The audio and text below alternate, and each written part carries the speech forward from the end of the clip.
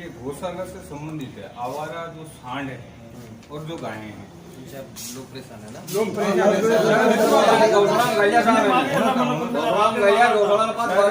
परिस्थितियाँ ये हैं कि आए दिन रुपया वाहन वाले लोग आके उनके अंदर गिरते हैं। उससे ये लोग गाय लोग हैं सर। एक बार एक सिरान ने एक बच्चे को मारा, वो मर ही गया। इनका बच्चा था वो, इनका बच्चा था। इस गांव में सर इतनी अनदेखी की जा रही है जिसकी कोई हद नहीं। हमने कई बार गौशाला में ये सारी गायें डालने की कोशिश की, डाल भी देते हैं, लेकिन रात को सर ये वापस निकाल देते हैं। हमारी प्रथम मांग तो ये है कि सारे के सारे जितने भी गौवंश के आवारा पशु हैं सभी को गौशाला में डलवाया जाए, पहली चीज।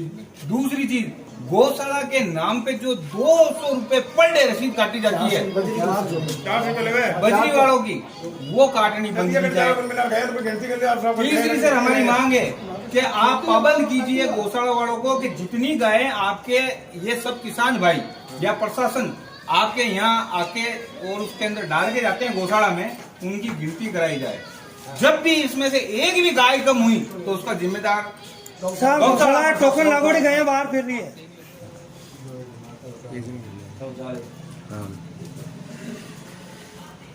जो किसान लोग आप यहाँ इकट्ठे होके और प्रशासन की कुछ शिकायतें लेके आए हो अपने गौ माता के लिए, और जो गौ आवारा सांड है वो पशु लोगों को मारते हैं और अपने को नुकसान पहुंचाते हैं, उसके बारे में आप सब लोग ज्ञापन देना आए हो एसडीएम साहब को।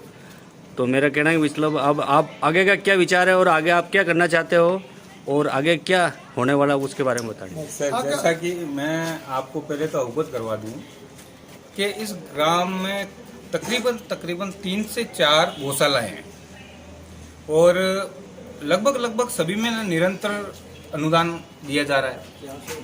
अब समस्या क्या उत्पन्न होती है कि ये इतनी सारी गायें हैं, इतने सारे सांड हैं जो आवारा घूम रहे हैं, जिससे कि बेचारा किसान जो बड़ी मुश्किल से अपनी फसल उगाता है, उसका पोषण करता है, और ये जो आवारा पशु, आवारा सांड, आवारा गायें जाती है, उसकी फसल को पूर्णतः नष्ट करती जा रही है जी।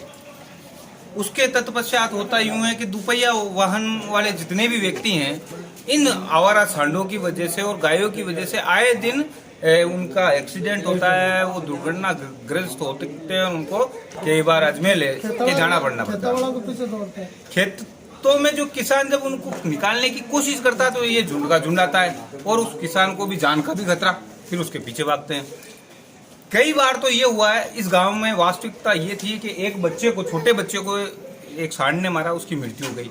कल की जो घटना घटित हुई कि 2 सांड करीबन 8-10 लोगों के पीछे भागे, तो ये व्यवस्था पूरी चरमराई हुई है।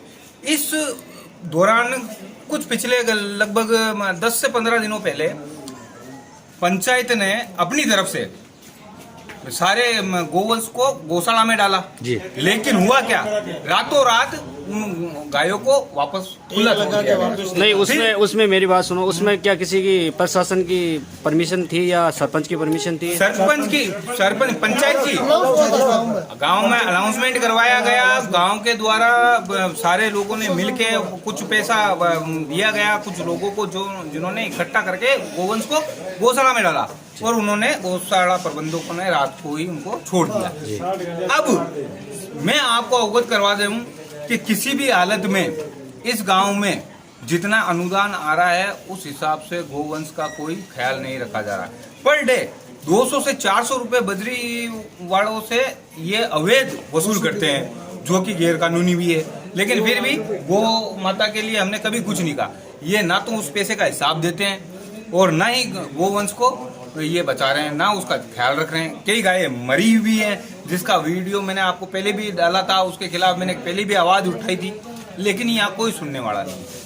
हमारी सीधी सी मांग है, आज सारे किसान भाई हमारे साथ इकट्ठा हैं और भी कई हैं जो आ रहे हैं, तो हमारी सीधी मांग है कि सारे के सारे गोवंश को गौशाला में डाला जाए और किसी भी हालत में यदि उसमें एक भी गाय वापस वो छोड़ते हैं रात को तो उसके जिम्मेदार प्रशासक या प्रबंधक होंगे जो गौशाला से संबंधित है। हम जितनी गायें डालेंगे और जितनी वहां पहले मौजूद है उन सब की गिनती करेंगे और कभी भी हम किसी भी वक्त किसान भाइयों के साथ में जाके उसका निरीक्षण कर सके, ऐसी हमारी प्रशासन से मांग है।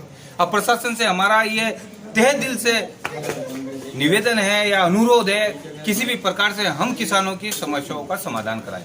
आपका नाम? जी, मैं मनोहर वाल्मीकि, ग्राम रियाबड़ी, तहसील की। आपका नाम सर? पुकराज माली रिया बड़ी। ठीक है सर।